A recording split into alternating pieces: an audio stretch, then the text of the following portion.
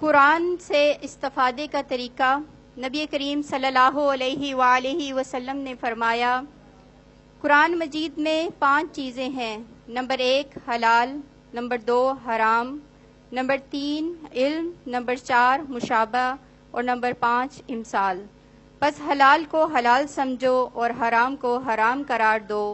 محکم یعنی قرآن کا وہ حصہ جس میں عقیدہ اور قانون وغیرہ کی تعلیم دی گئی ہے، اس پر عمل کرو۔ مشابہ یعنی قرآن کا وہ حصہ جس میں آخرت کی باتیں بیان ہوئی ہیں، جیسے جنت، دوزخ، عرش، کرسی، ان سب پر ایمان رکھو اور اس کی قرید میں مت پڑو۔ امثال یعنی قوموں کی تباہی کے عبرتناک قصوں سے عبرت حاصل کرو۔ یعنی قرآن پاک کے جتنے بھی آپ استفادہ حاصل کرنا چاہتے ہیں تو پھر اس میں ضروری ہے کہ اس کے حرام کو حرام اور اس کے حلال کو حلال سمجھا جائے۔ اگر آپ تھوڑی سی خاموشی اختیار کریں گے تو ہماری معزز مہمان، ان کو میں اب دعوت دینے والی ہوں، محترمہ ڈاکٹر سمیحہ راحیل قاضی صاحبہ بہت دور سے ہمارے پاس سفر کر کے آئی ہیں۔ وہ اپنا پیغام، اپنی باتیں، محبت کی باتیں، پیار کی باتیں اب تک پہنچانا چاہیں گی۔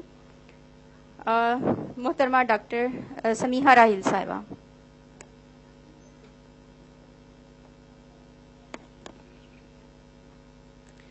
اعوذ باللہ من الشیطان الرجیم، بسم اللہ الرحمن الرحیم۔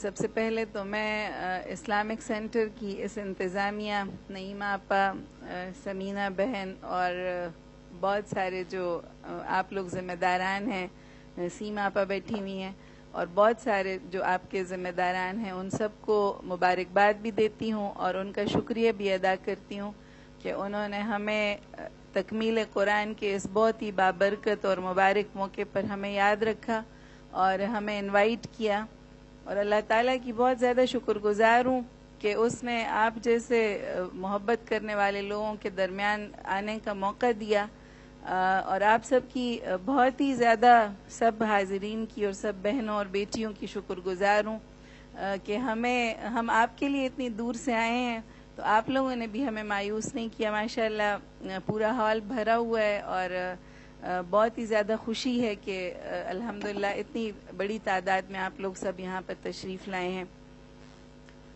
بہت ہی اچھا پروگرام تھا تکمیل قرآن کا۔ ماشاءاللہ ان کا یہ سینٹر اور یہ ساری چیزیں ہم 2-3 دن سے دیکھ رہے ہیں، بہت زیادہ محنتیں ہیں سب کی، اللہ تعالیٰ قبول بھی کر لے اور اللہ تعالیٰ اس میں اور زیادہ برکت بھی عطا کرے، اور یہ سب آپ سب لوگوں کی محنتوں کی وجہ ہے اور بہت سارے لوگوں کی وجہ ہے، اور اللہ تعالیٰ بہت قدردان ذات ہے، بہت قدردان رب ہے، وہ انشاءاللہ ان ساری چیزوں کا انشاءاللہ ادھر بھی وہ اجر دے ہی رہا ہے اور انشاءاللہ آگے بھی وہ اجر دے گا۔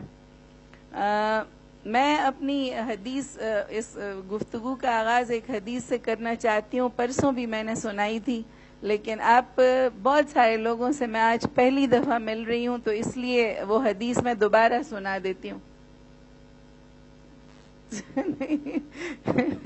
مجھے نا بس وہ باجی کہہ رہی وہ حدیث میں نے سنانی ہے، میں نے کہا اچھا بس صرف یہ ضرور سنا دوں کہ اس لیے کہ یہ میری ایک بہت ہی زیادہ دیرینہ خواہش ہوتی ہے کہ جب ہم پہلی دفعہ ملیں تو میں وہ ساری حدیث باقی کوثر باجی کے لیے چھوڑتی ہوں، لیکن یہ ٹکڑا ضرور ہی سناتی ہوں کہ حضور نبی کریم صلی اللہ علیہ وسلم نے بشارت دی ہے کہ وہ لوگ جو اس قرآن کی خاطر جمع ہوتے ہیں ان کو اللہ تعالیٰ اپنے عرش کے دائیں طرف انشاءاللہ جگہ دے گا قیامت کے دن، اور وہ نور کے ممبروں پر بیٹھے ہوں گے۔ تو ہمارا بھی کوئی اور تعلق نہیں ہے، ہم اس قرآن کی وجہ سے اللہ تعالیٰ نے آج ہمیں اکٹھا کیا ہے، تو انشاءاللہ ہم اس قرآن کی وجہ سے آج ہمیں اللہ تعالیٰ نے دنیا میں بھی بہت عزت دی ہے، آخرت میں بھی اللہ تعالیٰ ہمیں انہی عزتوں کے ساتھ دوبارہ جمع کرے۔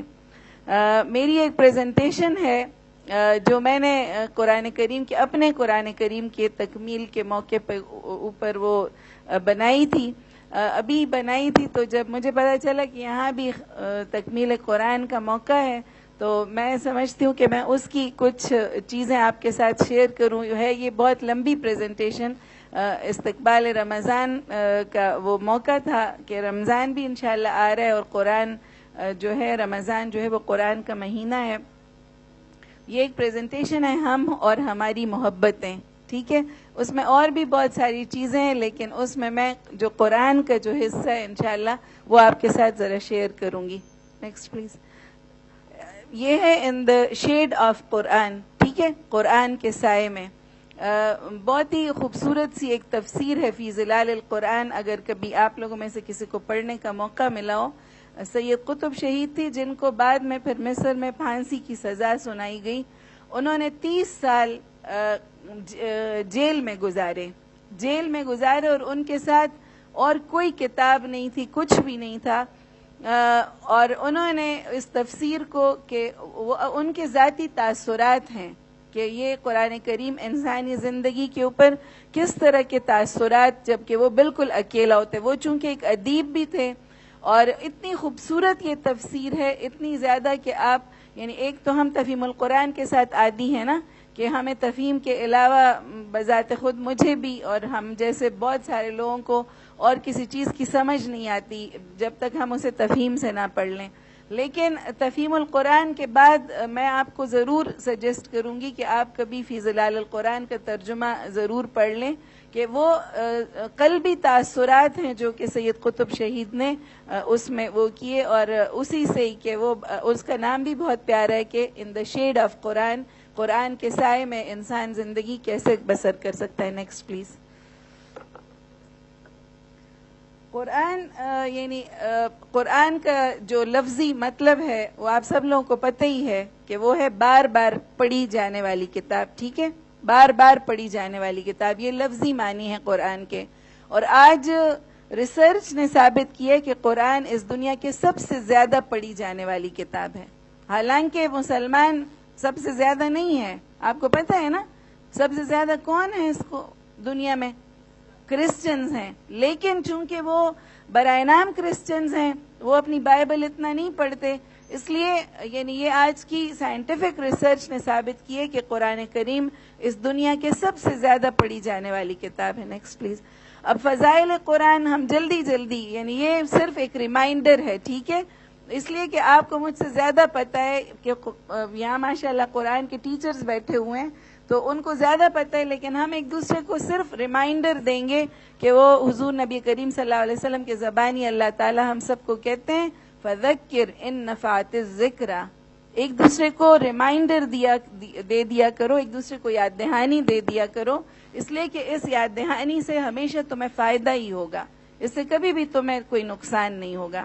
تو فضائل قرآن میں اللہ تعالیٰ سے ہم دعا کرتے ہیں سورہ فاتحہ میں کہ اہدنا الصراط المستقیم، اور اللہ تعالیٰ جواب میں کہتے ہیں الف لام میم ذالک الکتاب لا ریب فیہ ھدی للمتقین، کہ اے میرے بندو آپ نے مجھ سے، تم لوگوں نے مجھ سے ہدایت مانگی تھی، وہ ہدایت یہ ہے، وہ سیدھا راستہ مانگا تھا، وہ یہ سیدھا راستہ یہی ہے، اس میں کوئی ٹیڑھ نہیں ہے، کوئی شک نہیں ہے، مگر یہ صرف ہدایت اور صرف رہنمائی صرف انہی لوگوں کی کرتا ہے جو کہ تقوی کی صفت سے مالا مال ہوتے ہیں. اور تقوی کہتے ہیں اس قوت کو، اس فورس کو جو انسان کو نیکیوں پر آمادہ کرتا ہے اور برائیوں سے روکتا ہے. اس قوت کے لیے یہ جو لوگ یہ قوت ان کو حاصل ہو جاتی ہے، ان کو یہ کتاب پھر ہدایت بھی دیتی ہے اور ان کو راستہ بھی دکھاتی ہے. پھر اللہ تعالیٰ نے اس کی حفاظت کا خود ذمہ لیا ہے. اور آج آپ دیکھیں کہ چاہے وہ ناروے کے اس اینڈ آف دا ورلڈ کے اوپر کوئی حافظ قرآن ہو یا افریقہ کے جنگلوں میں ہو، وہ سب ایک ہی قرآن پڑھتے ہیں. زبر زیر بھی الحمدللہ، کسی کی زبر زیر تھوڑی سی غلط ہو وہ بھی لوگوں کو پتہ چل جاتا ہے کہ یہ جی ادھر غلط پڑھا ہے نا.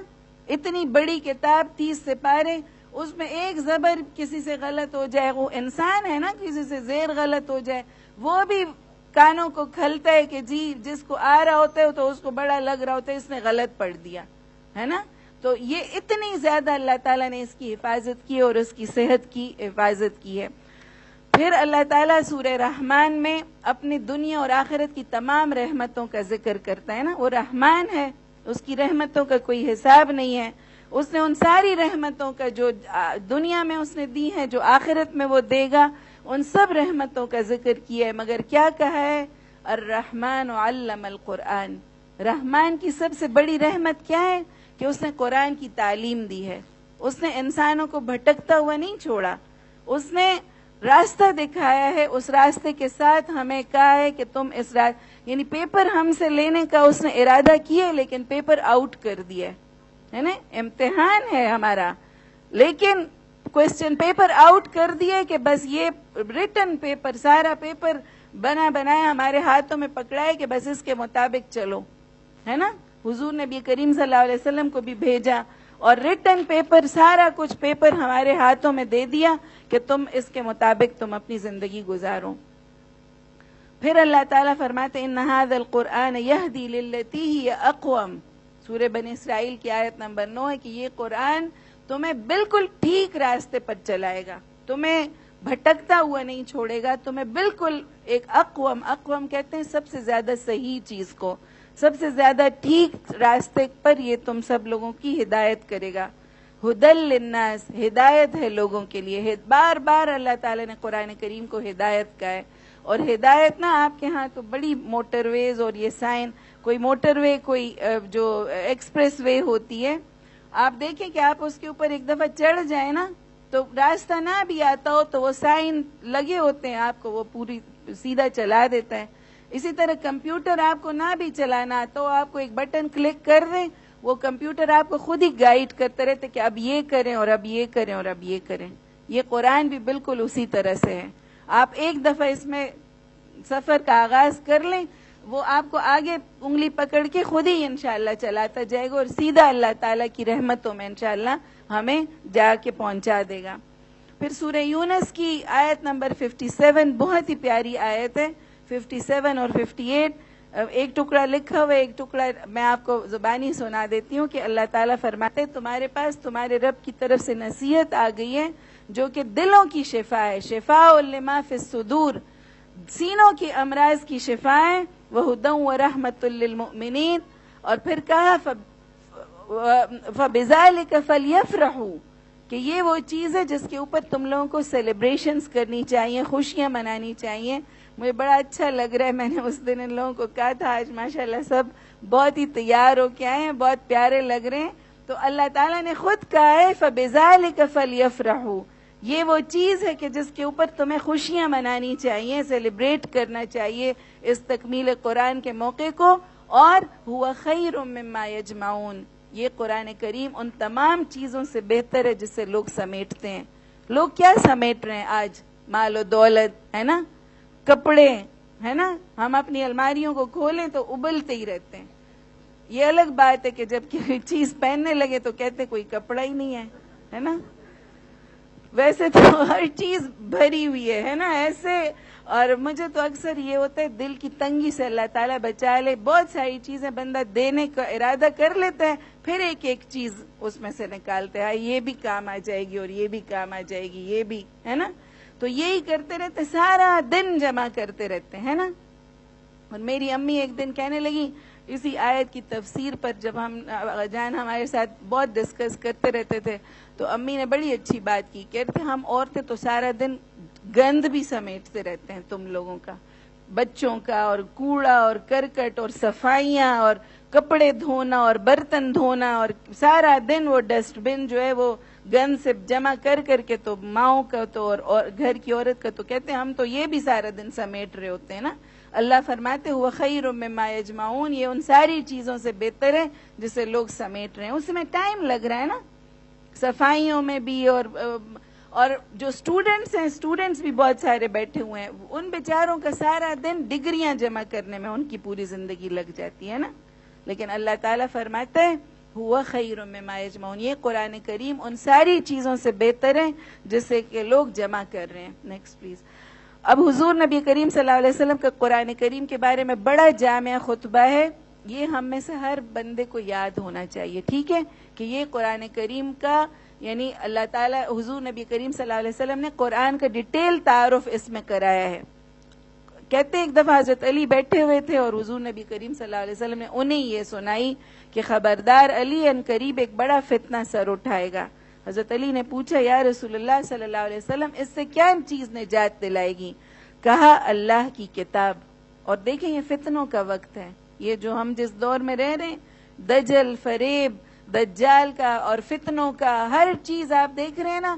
وہ وقت آ گیا کہ جو حضور نبی کریم صلی اللہ علیہ وسلم نے فرمایا کہ موتیوں کی مالا کی طرح وہ لڑی ٹوٹ گئی ہوئی ہے، اور موتی ایک دوسرے کے پیچھے جیسے گرتے ہیں ویسے ہی آفات اس دنیا پر نازل ہو رہی ہیں. زلزلے، تو سیلاب، تو ایکسیڈنٹس، تو غم اور پریشانیاں، بیماریاں، ہر طرح کے فتنے اللہ تعالیٰ نے یہاں پر کھول دیے. حضور نبی کریم صلی اللہ علیہ وسلم نے فرمایا ان فتنوں سے اللہ کی کتاب تمہیں بچائے گی. اس میں تم سے پہلے گزرے ہوئے لوگوں کے حالات ہیں، تم سے بعد ہونے والی باتوں کی خبر ہے، تمہارے آپس میں معاملات کا فیصلہ ہے. یہ ایک دو ٹوک بات ہے، کوئی ہنسی دل لگی کی بات نہیں ہے. جو سرکش اسے چھوڑ دے گا اللہ اس کی کمر کی ہڈی توڑ ڈالے گا، اور جو کوئی اسے چھوڑ کر کسی اور بات کو اپنی ہدایت کا ذریعہ بنائے گا اللہ اسے گمراہ کر دے گا. خدا کی مضبوط رسی یہی ہے، یہی حکمتوں سے بھری یاد دہانی ہے، یہی بالکل سیدھی راہ ہے، اس کے ہوتے ہوئے خواہشیں گمراہ نہیں کرتی، ہے نا. قرآن کریم، میرے اجان مجھے ہمیشہ کہا کرتے تھے، میں بار بار آپ کو اس لیے ان کی یاد دلاتی ہوں کہ میں آج جو بھی کچھ ہوں، جو قرآن مجھے انہوں نے بڑی محنت کے ساتھ پڑھایا ہے، بہت زیادہ محنتوں کے ساتھ ہمیں وہ سارا دن پڑھاتے تھے. ان کا حق ہے میرے اوپر کہ میں ان کو اس وقت یاد کروں، اور میں آپ لوگوں سے بھی درخواست کرتی ہوں کہ ان کو اپنی دعاؤں میں یاد رکھیں. تو وہ کہتے تھے بیٹا یہ قرآن کریم نا زندہ کتاب ہے. آگے میں نے ان کی وہ جو انہوں نے مجھے اشعار سنائے تھے اقبال کے، وہ میں نے آگے لکھے بھی ہوئے ہیں، آپ کو یہ میں سناتی ہوں. لیکن وہ کہتے تھے جب وہ سامنے پڑھا ہو نا تو وہ لگتا ہے جیسے زندہ وجود ہے. آپ کو غلط خواہشات بھی پھر گمراہ نہیں کرتی. حضور صلی اللہ علیہ وسلم کی حدیث ہے، لیکن آپ کبھی اس کا اندازہ کریں، قرآن کریم سامنے پڑھو تو آپ کوئی بہت زیادہ غلط کام نہیں کر سکتی. آپ کو لگتا ہے کہ کوئی زندہ وجود میرے ساتھ اور کوئی چیز ہے جو مجھے روک رہی ہے، اور وہ آپ کو یعنی آپ کی حفاظت کرتی ہے یہ کتاب. اور نہ زبانیں لڑکھڑاتی ہیں، اہل علم کا دل اس سے کبھی نہیں بھرتا. اسے کتنا ہی پڑھو طبیعت سیر نہیں ہوتی، ہے نا. یہ ایک ایسی یونیک کتاب ہے کہ آپ دیکھیں کورس کی کتاب کیوں بچوں کو بری لگتی ہے، اس لیے کہ اسے بار بار پڑھنا پڑتا ہے نا. اس لیے جب وہ ایک کلاس ہم پاس کر لیتے تھے تو لگتا تھا کہ ان کتابوں کو کسی ایسی جگہ پھینک دیں کہ یہاں پھر یہ نظر ہی نہ آئے دوبارہ، ہے نا. کبھی کبھی اتنا بندے اوفینڈ ہوتا ہے اس سے. لیکن قرآن کریم کا عجیب سا اعجاز ہے، وہ جتنا جو لوگ اس کے اندر انوالو ہوتے ہیں اتنا ہی زیادہ وہ اس کو اپنی قابو میں کر لیتی ہے یہ کتاب، اتنی ہی زیادہ محبت اس سے ہو جاتی ہے. وہ کہتے ہیں ایک کسی مفکر کا قول ہے کہ قرآن کریم کے ساتھ اگر تھوڑا بہت رابطہ رکھو تو ایسے ہی ہے جیسے کہ تم سمندر کے کنارے غوطے لگاؤ تو وہ تمہیں گھونگے اور سیپیاں ہی ملیں گی، لیکن تم جتنا ڈیپ سی کے اندر جاتے ہو اتنے ہی قیمتی خزانے تمہارے منتظر ہوتے ہیں، اتنے ہی قیمتی پرلز، اور اتنے. تو یہ قرآن کریم کا اعجاز ہے. اس کی باتیں کبھی ختم نہیں ہوتی. جس نے اس کی سند پر کہا سچ کہا، جس نے اس پر عمل کیا وہ اجر پائے گا، جس نے اس کی بنیاد پر فیصلہ کیا اس نے انصاف کیا، جس نے اس کی طرف بلایا اس نے سیدھی راہ کی طرف بلایا، اور یہی وہ سیدھی راہ ہے. اللہ تعالیٰ کرے کہ ہم اس سے اپنی راہ منور کر سکیں اور روشن کر سکیں. Next please. اب قرآن کے 5 حقوق بار بار ہم وہ پڑھ رہے ہیں، بار بار ہم وہ سن رہے ہیں، لیکن جلدی جلدی سے کوئی ایک بندہ جلدی بتا دیں. قرآن کا پہلا حق کیا ہے؟ ایمان لانا. ٹھیک ہے، ایمان کا مطلب ہے جاننا، ماننا اور اقرار کر کے عمل کرنا. ٹھیک ہے. دوسرا حق جی بتائیں. ہاں جی، عمل کر نہیں. دوسرا حق جی بتائیں. تلاوت کرنا. تلاوت کا مطلب ہے پیچھے پیچھے آنا. تلاوت تلو سے نکلا ہے، تے لام واو تلو اس کا روٹ ہے، اور اس کا مطلب ہے پیچھے پیچھے آنے. یعنی زبانیں جن الفاظ کے پیچھے پیچھے آتی ہیں، امام غزالی کہتے ہیں تمہارا دل بھی اس کے پیچھے پیچھے آئے اور تمہارا دماغ بھی اس کے پیچھے پیچھے آئے. اور خرم صاحب کا ایک دفعہ میں پڑھ رہی تھی تو وہ کہہ رہے تھے کہ تمہاری آنکھیں بھی بھیگ جائیں اور تمہارے جسم کا رونگٹا بھی کھڑا ہو جائے تو تلاوت کا حق ادا ہوتا ہے. ٹھیک ہے. اور تیسرا حق کیا ہے؟ جی، تدبر قرآن. اللہ تعالیٰ فرماتے خود یہ فلا يتدبرون القرآن ام علی قلوب اقفالها. کیا یہ لوگ قرآن کریم پر غور نہیں کرتے یا ان کے دلوں پر تالے پڑے ہوئے ہیں؟ ٹھیک ہے، تو یہ قرآن کریم دلوں کے تالوں کو کھولنے کی چابی ہے، شاہ کلید ہے، ماسٹر کی ہے، ہر وہ تالا اس سے کھل جاتا ہے، ہر یعنی جو مسئلہ ہے وہ اسی سے کھل جائے گا۔ اچھا، پھر چوتھا حق عمل کرنا، اور پانچواں اس کو نا آگے لوگوں تک پہنچانا۔ اگر یہ آگے لوگوں تک ہم نے اسے نہ پہنچایا تو پھر اس کا یعنی، اور آج دیکھیں ہم یہ 4 حقوق تو ادا کرتے ہی ہیں نا، شکر ایمان بھی لاتے ہیں، تلاوت بھی کرتے ہیں، اپنی بساط بھر تدبر کی کوشش بھی کرتے ہیں، اور اپنے ہی کوششوں کے مطابق ہم عمل بھی کر لیتے ہیں، مگر اس کو آگے نہیں پہنچا رہے۔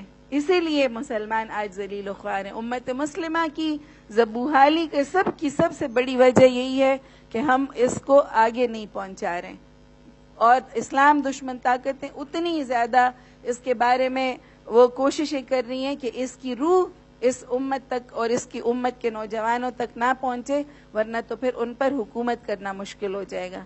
اس لیے وہ اس کو صرف ناظرہ قرآن کہ بس نظر سے گزار دو، اور اس کی جو مطلب ہے اور اس کی جو روح ہے وہ اس سے یہ ساری امت جو ہے وہ خالی رہ جائے۔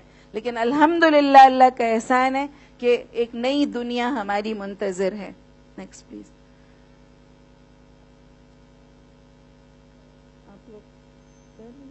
نئی دنیا ہماری منتظر ہے۔ اس کی علامہ اقبال کی بڑی خوبصورت یہ آیت ہے، ایک شعر ہے کہ اس کی آیات میں سینکڑوں نئی دنیایں آباد ہیں اور اس کے لمحات میں کئی صدیاں پنہائیں۔ یعنی اس کی جو ایک آیت ہے وہ ہمیں بالکل ایک نئی دنیا کی سیر کراتی ہے، ٹھیک ہے، اور اس کے ساتھ گزارے ہوئے ایک لمحے میں صدیوں جتنا کام ہو جاتا ہے۔ جو صدیوں میں کام نہیں ہو سکتا وہ اللہ تعالیٰ کے ساتھ گزارے ہوئے ایک لمحے میں انسانوں کے دل بدل جاتے ہیں، انسانوں کی پوری دنیا بدل جاتی ہے۔ تو نئی دنیا اس قرآن کریم کے ساتھ ہماری منتظر ہے، اور یہ اللہ تعالیٰ فرماتا ہے کہ یہ قرآن ہی اقوم، کہ یہی تمہیں انشاءاللہ دنیا میں بھی سیدھے راستے پر رکھے گا اور آخرت میں بھی تمہیں کامیابی کی منزلوں سے سرفراز کرے گا۔ Next please. اب زندگی کے سفر سے آگے چلے۔ 31 ازلی اور ابدی زندہ حقیقت ہے کہ یہ قرآن کریم یہ اللہ تعالیٰ کا کلام ہے نا، ہم سب کا ایمان ہے نا کہ یہ اللہ کا کلام ہے، یہ میری اور آپ کی باتیں نہیں ہیں۔ کوئی بھی کتاب دیکھیں اس کی مثال، جیسے انسانوں کا کلام اللہ تعالیٰ کے کلام کی برابری نہیں کر سکتا ہے نا، اسی طرح سے اس لیے کہ یہ اللہ کا کلام ہے، کوئی بھی کتاب اس کی مثل نہیں ہو سکتی۔ اور دیکھیں یہ جو قرآن کریم ہے نا، یہ سید قطب شہید فرماتے ہیں ایک چھوٹے سے انسان کو کلیم اللہ کے مرتبے پر پہنچا دیتا ہے نا۔ حضرت موسیٰ علیہ السلام نے کلام کیا تھا نا اللہ تعالیٰ سے، اور یہ قرآن کریم یہ اللہ تعالیٰ کا ذاتی کلام ہے۔ جب انسان اس کو پڑھ رہا ہوتا ہے، حضرت علی کا ایک قول ہے کہ جب مجھے بہت ہی زیادہ خواہش ہونا کہ میں اپنے رب سے ہم کلام ہوں، میں اپنے رب سے باتیں کروں، تو میں نا جانماز بچھا لیتا ہوں اور اس پہ کھڑا ہو جاتا ہوں۔ لیکن کبھی کبھی میرا دل یہ چاہتا ہے کہ میرا رب مجھ سے باتیں کرے، تو پھر میں قرآن کریم کھول لیتا ہوں کہ یہ میرا رب میرے ساتھ یعنی ہم کلام ہو اور وہ مجھے ہدایت دے دے۔ اب قرآن زندہ وجود، قرآن جو ہے جلدی کر دیا، قرآن جو ہے وہ یعنی دیکھیں کہتے ہیں نا کہ حضور نبی کریم صلی اللہ علیہ وسلم کے ساتھ جو صحابہ کرام تھے ان کے اوپر اس قرآن کریم نے زیادہ اثر کیا ہے نا۔ یہ حقیقت ہے نا کہ جو اونٹوں کو چراتے تھے، جو چھوٹی چھوٹی دکانوں میں بے وسیلہ سی قوم تھی، وہ دنیا کے امام کیسے بن گئے؟ اسی لیے کہ اس قرآن کریم نے ان کی زندگیاں بدل دی تھیں۔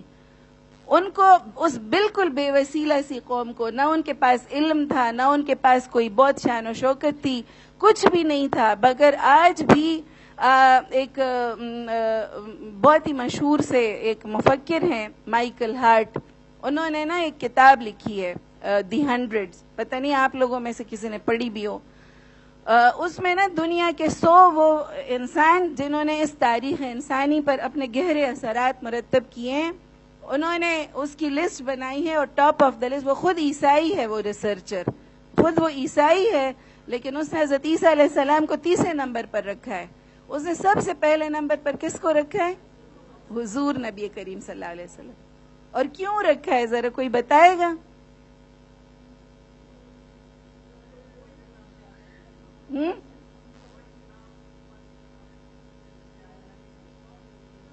ہاں، اس لیے رکھا ہے کہ یہ وہ نبی ہیں کہ جن کی لائی ہوئی کتاب نے آج بھی 1400 سال گزرنے کے باوجود وہ ہر لمحہ، یعنی وہ ایسے نبی ہیں کہ ان کی جو اثرات ہیں وہ ان انسانوں پر بڑھتے چلے جا رہے ہیں.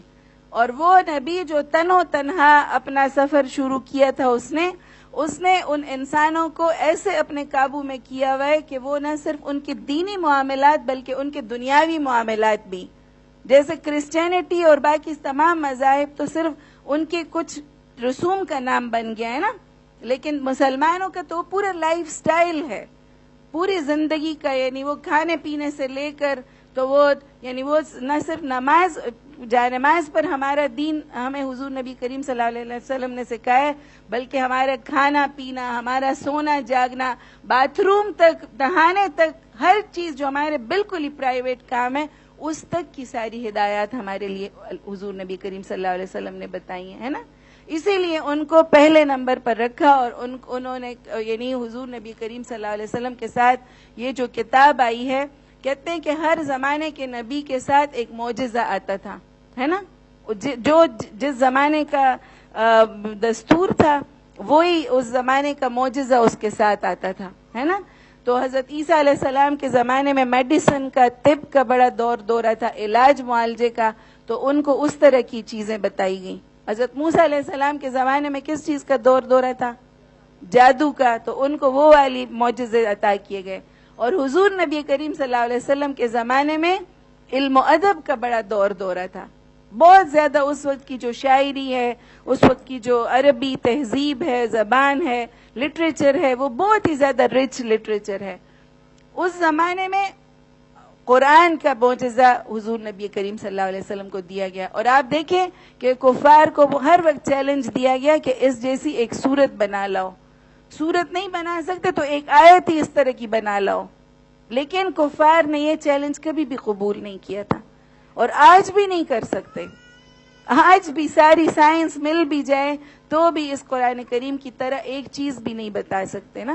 اور آپ کبھی پڑھیں وہ کتاب کہ ہم کیوں مسلمان ہوئے، اس میں زیادہ تر لوگ اس قرآن کریم کی تعلیمات سے متاثر ہوئے. ایک آدمی تھا، مجھے ابھی بھی اس کا نام بھول گیا، لیکن وہ جب سورہ نور کی وہ آیات جس میں وہ موجوں کا ذکر ہے اور تاریکی کا ذکر ہے کہ موج کے اوپر موج اور ہاتھ وہ نکالے تو وہ سجائی نہ دے، ہاتھ کو ہاتھ سجائی نہ دے، تو اس نے پوچھا، وہ جنرل تھا، امیر البحر تھا، یعنی وہ نیوی کا جنرل تھا.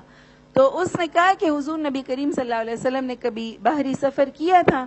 تو لوگوں نے کہا کہ نہیں، وہ تو کبھی بھی انہوں نے سمندری سفر نہیں کیا.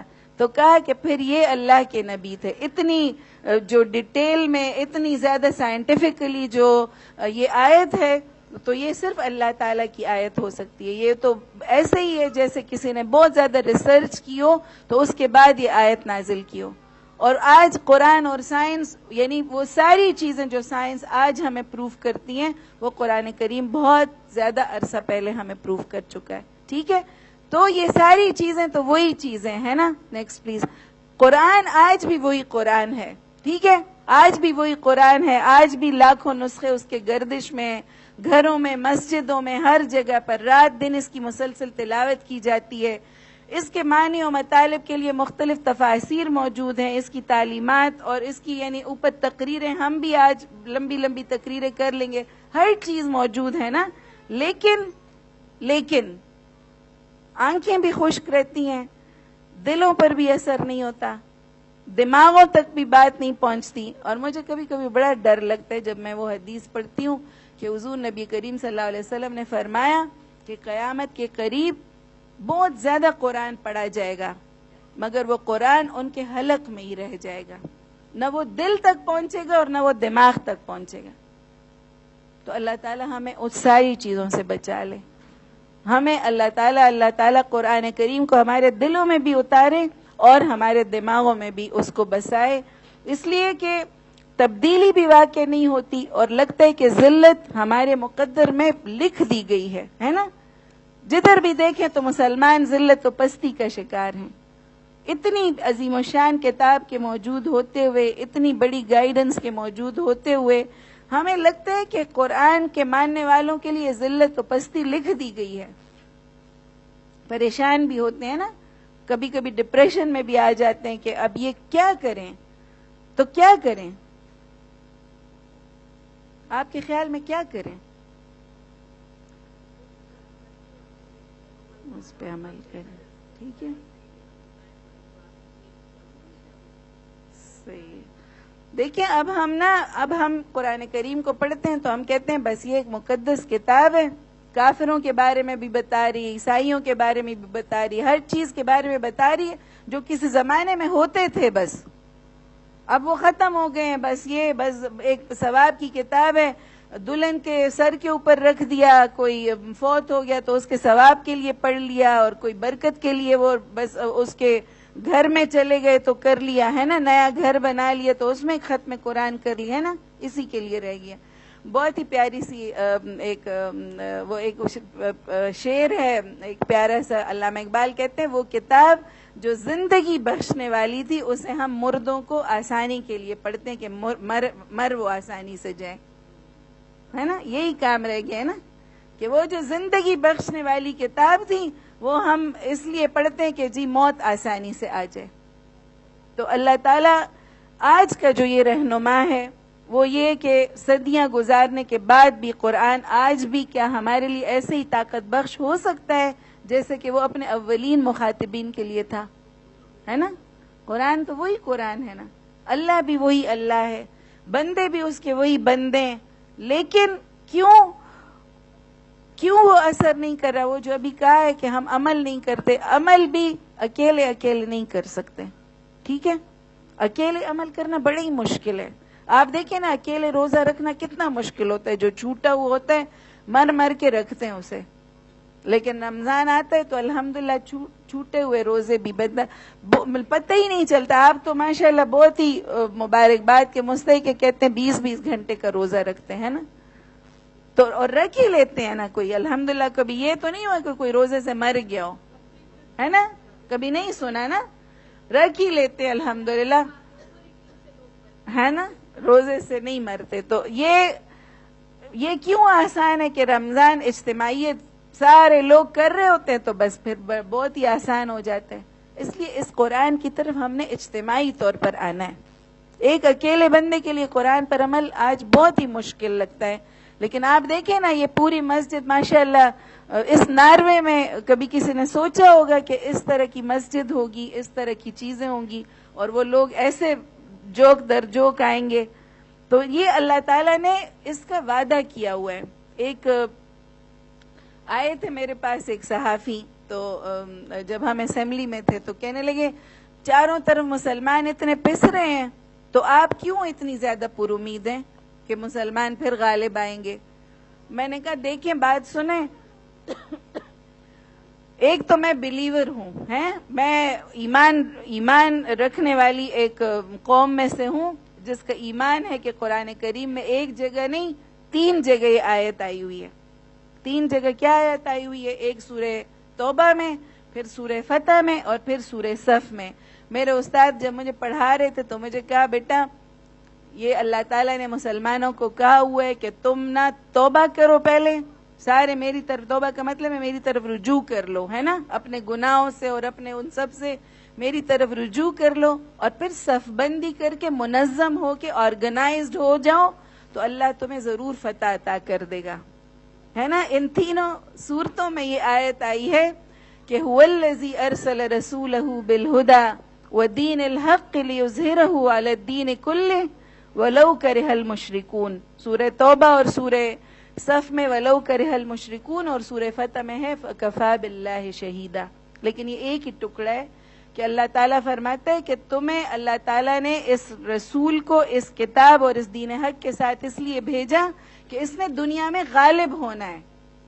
لیظہرہ علی الدین کلہ، تمام جو نظام زندگی ہے، نظام ہائے زندگی، اس میں غالب کرنا ہے. ٹھیک ہے، تو اللہ تعالیٰ نے انشاءاللہ، تو میں نے کہا میں بلیور ہوں، میرے قرآن میں یہ لکھا ہوا ہے، اور یہ آیت جب علماء کہتے ہیں جب نازل ہوئی تھی تو اس وقت صرف ایک روایت میں کہ 2700 مسلمان تھے، اور ایک روایت میں کہ 3000 مسلمان تھے، اور ان کے پاس جگہ کتنی تھی؟ وہ آج کا سارا مسجد نبوی، وہ اس زمانے کا مدینہ سارا حرم میں داخل کر دیا نا انہوں نے، وہ سارا حرم بن گیا. تو اتنی سی اسٹیٹ تھی اور 3000 مسلمان تھے، اور ان کو یہ خوشخبری 3 دفعہ سنائی گئی کہ هو الذی ارسل رسولہ بالہدی ودین الحق لیظہرہ علی الدین کلہ. اس وقت یہ خوشخبری سنائی گئی تھی. تو آج جب 1.5 ارب مسلمان ہیں اور ہمارے پاس 60 سے زیادہ ممالک ہیں، تو ہمیں کس بات کا غم ہے؟ کوئی غم نہیں ہے نا. ہمیں دشمن بے جا طور پر ڈراتا ہے اور ہم ڈر جاتے ہیں. اس لیے میں سمجھتی ہوں کہ کب کسی کو یہ احساس ہوگا کہ یہ ناروے میں اتنے زیادہ مسلمان اور اتنی بڑی آبادی آئے گی اور وہ ایسی منظم ہوگی انشاءاللہ. ایک یوٹیوب پہ آپ کبھی چلے جائے، ایک ویک اپ کال ہے، اور وہ اس کا نام ہے ورلڈ از چینجنگ. اس چھوٹا سا ایک ڈاکومنٹری ہے، اور وہ ابھی جب یہ ان کا ویٹیکن سٹی میں ان کا عیسائیوں کا وہ ہوا تھا اجتماع ان کے پادریوں کا، تو اس میں وہ انہوں نے دکھائی ہے، اور انہوں نے کہا کہ اگر مسلمانوں کی رفتار اسی تیزی سے بڑھتی رہی تو 2050 میں یورپ میں صرف مسلمان ہوں گے، غالب اکثریت مسلمان ہوں گی. تو انہوں نے ویک اپ کال دی ہے کہ اپنے بچے زیادہ پیدا کریں. ہماری بچے جو ہیں وہ ریپلیس نہیں ہو رہے، ہماری نئی جنریشن آ نہیں رہی، اور ہم بوڑھے، یعنی ہمارے بس صرف بوڑھی ایجنگ پرابلم ہے ہمیں. تو یہ ویک اپ کال انہوں نے دی ہوئی ہے. تو مجھے آج بھی لگ رہا ہے کہ انشاءاللہ اللہ تعالیٰ کا وعدہ ہے، اور وہ انشاءاللہ سچ ہو رہا ہے کہ یہ آج کا جو رہنما ہے قرآن کریم ہم سب کا رہنما ہے، وہ انشاءاللہ ہمیں یہ ضروری، یعنی یہ ساری چیزیں ہمیں عطا کرے گا، ہمیں ساری ہدایت بھی دے گا آگے. اچھا، قرآن کریم کی طرف نا میں سمجھتی ہوں کہ قرآن کریم کی طرف آنے کا ایک یہی ہے کہ ہم کھلے دل کے ساتھ آئیں. ٹھیک ہے، کھلے دل کے ساتھ اس کی طرف ہم لوگ آئیں کہ قرآن کریم کی طرف ایسے ہی آئیں جس طرح اولین مسلمان آئے تھے، ہے نا. ہم ایسے ہی کہیں کہ یہ مجھ پر آج ہی حضور نبی کریم صلی اللہ علیہ وسلم نے میرے اور آپ کے لیے یہ قرآن کریم آج ہی نازل ہوا ہے، اور ہم اس کو بالکل ہی اپنے سارے جو تفکرات ہیں اور جو دماغوں میں پہلے سے بھرے ہوئے خیالات ہیں، دیکھیں آپ جب نئے گھر میں جاتے ہیں نا تو اپنی ساری پرانی چیزیں چھوڑ کے چلے جاتے، پھر ہی آپ نئے اس میں انٹر ہوتے ہیں. اسی طرح قرآن کریم کے پاس بھی ہم اپنے دماغوں میں جو پہلے سے خیالات ہیں وہ سارے نکال کے آ جائیں، اور پھر اس قرآن کی طرف آئیں، اور اس کو ہم اسی طرح سے اپنی ایک کتاب سمجھیں کہ یہ ہمارا دستور ہے، یہ ہماری زندگی کی گائیڈ لائن ہے. جو ہم اس کو صرف ثواب کی کتاب نہ پڑھیں، اگرچہ ثواب بھی اس کا بہت زیادہ ہے نا. اس کا ایک ایک لفظ کا حضور نبی کریم صلی اللہ علیہ وسلم نے فرمایا الف لام میم ایک لفظ نہیں ہے، بلکہ الف الگ ہے اور لام الگ ہے اور میم الگ ہے.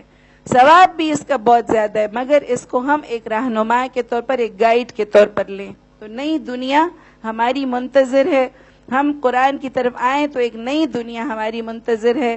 اور قرآن کے اندر کا جو یہ سفر ہے نا، یہ ہمیں نہ ختم ہونے والی مسرتوں کی طرف لے کر جاتا ہے. آپ دیکھیں کہ کبھی آپ اس کو ذرا ٹیسٹ کریں. میں تو اکثر جب آپ بہت زیادہ کبھی پریشان ہو نا، تو آپ نے ترجمے، اگر کسی کو قرآن کریم خود نہیں آتا تو ترجمے والا قرآن ہی پکڑ لے اور وہ بس اسے ایسے ہی کھول دے. آپ کو کوئی بہت زیادہ مسئلہ درپیش ہونا، آپ کو 2-3 صفحے میں اپنا ضروری اس کا جواب مل جاتا ہے.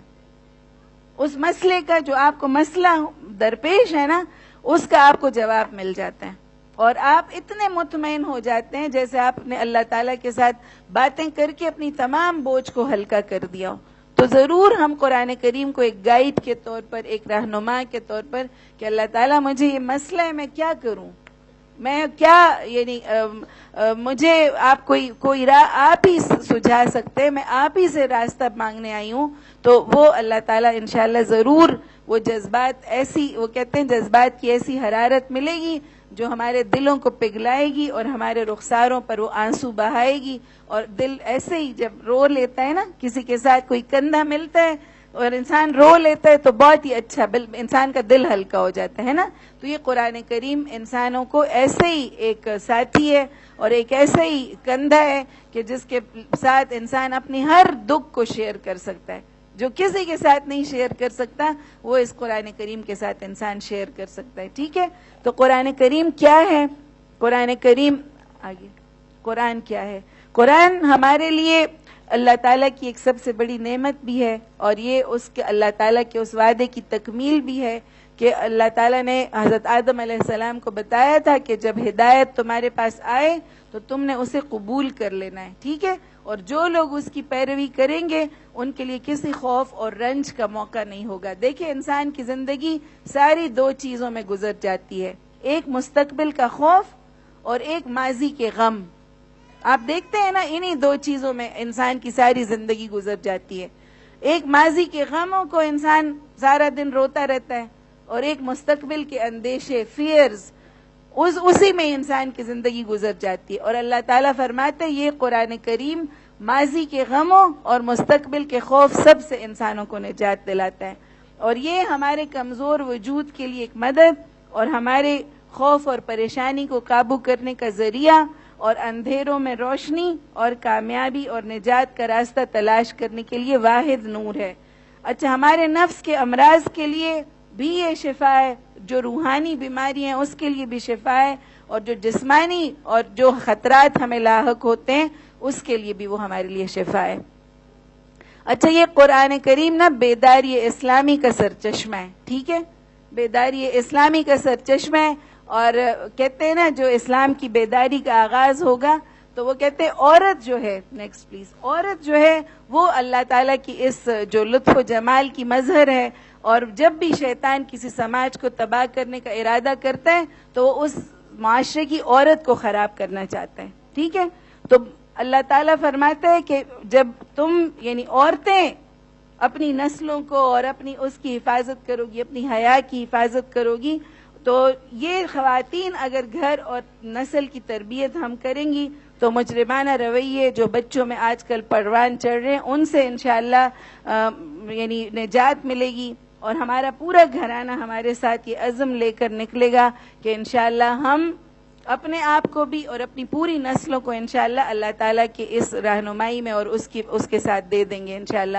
اچھا, میں انشاءاللہ آپ کو کبھی قرآن میں یہ عورت کا کردار, بس یہ آخری جو چیزیں کہ جو آخری بات میں آپ سے کرنے لگی ہوں کہ قرآن کریم میں عورت کے بھی بہت زیادہ زندہ کردار ہمارے سامنے ہیں, کہ قرآن کریم جو ہے نا انسان کے دماغ سے زیادہ دل کو مخاطب کرتا ہے, قلب کو مخاطب کرتا ہے. ٹھیک ہے, وہ دماغوں کو بعد میں وہ تبدیل کرتے, وہ پہلے انسان کے دلوں پر دستک دیتا ہے. اور قلب جو ہے نا وہ انقلاب کا سرچشمہ ہے, انقلاب قلب سے نکلا ہے, اس کا جو روٹ ہے, اور وہ قلب جو ہے وہ کہتے ہیں نا من القلب الی القلب, ہارٹ ٹو ہارٹ ریلیشن جو ہے وہ اس قرآن کریم کے ذریعے سے آباد ہوتا ہے, وہ بنتا ہے, وہ بانڈ بنتا ہے. تو یہ قلب جب ٹھیک ہوگا, قرآن کریم نے خطاب بھی قلب کو کیا ہے, اور عورت یعنی اس کا جو دل ہے وہ بہت ہی زیادہ نرم و نازک, اور وہ بہت زیادہ یعنی اس کتاب کی تبدیلی کو وہ خود بھی سب سے زیادہ محسوس کرتی ہے. اور آپ نے اس بات کو نوٹ کیا ہوگا نا کہ عورتیں زیادہ جلدی اسلام قبول کر لیتی ہیں, ہے نا, اس لیے کہ ان کا دل نرم ہوتا ہے, ان کو اللہ تعالیٰ نے ان کو یعنی ایک خاصیت عطا کی ہے.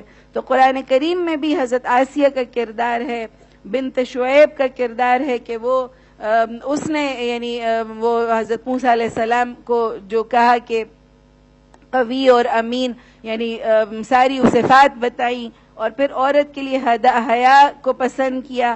ملکہ سبا کا واقعہ ہے, حضرت مریم علیہ السلام کا ذکر ہے, اور پھر عورت کو بڑا فخر ہونا چاہیے کہ ایک عورت ہی حضور نبی کریم صلی اللہ علیہ وسلم پر سب سے بڑی یہ جو قرآن کریم کی امانت تھی, اس کی سب سے پہلے تصدیق کس نے کی تھی؟ 51. تو حضرت خدیجہ رضی اللہ تعالیٰ عنہ, اور ہمیں بڑا فخر کرنا چاہیے کہ اسلام کو قبول کرنے والی بھی ایک عورت سب سے پہلے اسلام کی راہ میں اپنے آپ کو لڑانے والی اور اپنے آپ کو قربان کرنے والی بھی ایک عورت تھی. کیا نام تھا؟ حضرت سمیہ. ٹھیک ہے، تو یہ ایک عورت کے لیے بہت ہی زیادہ فخر کا مقام ہے. تو ہمیں بھی قرآن کے ان زندہ کرداروں کو آج پھر انہی طرح کی عورتوں کی ضرورت ہے. ٹھیک ہے، اسی طرح کی عورتیں ہوں گی اور بیداری کی یہ لہریں چلیں گی اور آگے یعنی ہمیں سب کو آگے بڑھنا چاہیے اور ان لہروں کی راہ میں آنے والی ہر رکاوٹ کو دور کرنا چاہیے. میں ایک آخری جو شعر پڑھنا چاہتی ہوں جو میرے آقا جان نے مجھے بچپن سے سنایا تھا، اور وہ کل بھی وہ کوئی کہہ رہا تھا، ساجدہ بہنی شاید کہہ رہی تھیں کہ وہ ہر عورتوں کے اجتماع میں اسے ضرور پڑھتے تھے. وہ علامہ اقبال کا شعر ہے. وہ میری نسیمہ آپا تو کہہ رہی تھی کہ مشکل شعر سناتی ہیں، لیکن میں یہ مشکل شعر اس لیے آپ کو سناتی ہوں کہ اس کو آپ ضرور یاد رکھیں. علامہ اقبال کہتے ہیں، ز شام ما بروں آور سحر را، ز قرآن باز خواں اہل نظر را، نمی دانی کہ سوز قرأت تو دگرگوں کر تقدیر عمر را. کہ اے مسلمان عورت، میری امت کی تاریک رات میں سے پھر سے سپید سحر کی نوید دلا دے، اہل بصیرت کو پھر سے قرآن کا پیغام سنا دے. کیا تجھے پتہ نہیں ہے کہ تیری تلاوت کا سوز ہی تو تھا جس نے حضرت عمر کی تقدیر بدل دی. ٹھیک ہے، تو حضرت عمر کی تقدیر کو جس عورت نے بدلا، آج بھی انہی عورتوں سے ہمارا دین تقاضا کرتا ہے کہ ہم بھی اپنی امت کی وہ تاریخ جو رات ہر طرف چھائی ہوئی نظر آ رہی ہے، ہم بھی ہمت کریں، ہم بھی اپنے آپ کو کی وہ یعنی کمر ہمت کس کے باندھ لیں کہ انشاءاللہ ہم نے انشاءاللہ وہ ہراول دستہ بننا ہے. ہم نے اپنی گودوں میں وہ نسل تیار کرنی ہے جو باطل کی راہ میں اور ان کے لیے ایک کانٹا بن سکے. اور انشاءاللہ ہم نے اس دنیا میں بھی، اپنے گھروں میں بھی، اپنے وجود پر بھی اس سب پر اس قرآن کی برکتیں نازل کرنے کا ہم انشاءاللہ موقع دیں گے، اپنی نسلوں کو بھی دیں گے، اپنے آپ کو بھی انشاءاللہ دیں گے. تو میری آپ سب سے درخواست ہے، میں آپ سب لوگوں کی بڑی شکر گزار ہوں آخر میں نعیمہ آپا کی، سمینہ بہن کی اور آپ سب لوگوں کی کہ آپ لوگوں نے اتنے پیار سے اس تقریب کا اہتمام کیا. اللہ تعالیٰ اس قرآن کا سفر جاری و ساری رہے اور اس قرآن کی برکتوں سے ہم سب کو آشنا کر دے اور اس کی رحمتیں ہمارے گھروں کے اوپر یعنی نازل ہوتی رہیں. وآخر دعوانا الحمدللہ رب العالمین.